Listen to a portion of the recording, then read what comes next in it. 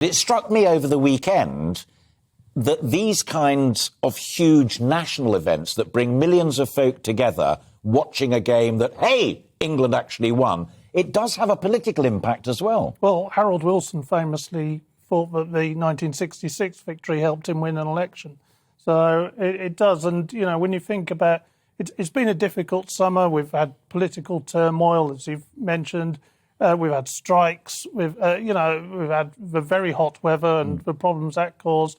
And this has actually provided a real boost for people. It's a real kind of cheerful thing. It's something that's, you know, united the nation. I noticed even the Scots were praising the English women. With all due respect, I have to. Some Scots, according to my timeline. But it was also interesting.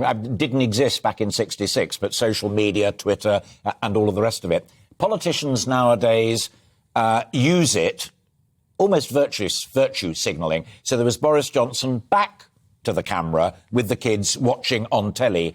Keir was out of the traps very, very quickly with a well done, brilliant. No political point scoring, but in a curious way, it kind of was a little bit of point scoring.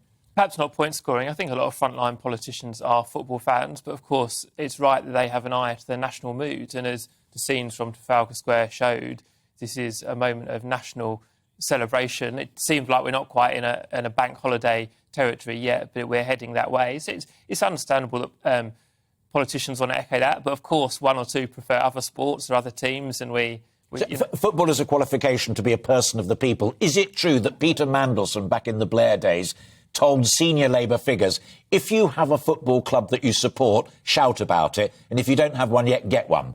Well, I have no idea, but I think that's good advice, full stop. And the reason is because I love football. Football's a national game, and I'm very interested in politics as well. But if it's something you, your friends, but also voters are talking about, that's the one thing they've got in common. The gaffe, I'd never heard of the Mandelson story. The gaffe that sticks in my mind is David Cameron forgetting which team in Claret and Blue he supported. And Michael Foot genuinely being a Plymouth Argyle fan throughout his entire life. The Tories are less upfront about that side of things, but also Ian Wright, not least, was talking a very serious grown-up agenda arising from this great victory, that if it's to be built upon, then that is a challenge for the Department for Education, for the Department of Culture, Media and Sport. Otherwise, it's just a hurrah and we move on. But that was very much a message of last night. This is a turning point, certainly for women's sport. And, things like athletics and swimming have always been taken seriously, but the team sports less so. And, on the earlier shows, I saw the discrepancy on the pay and things like that, which, it will come, I suspect. But we shall watch with great interest.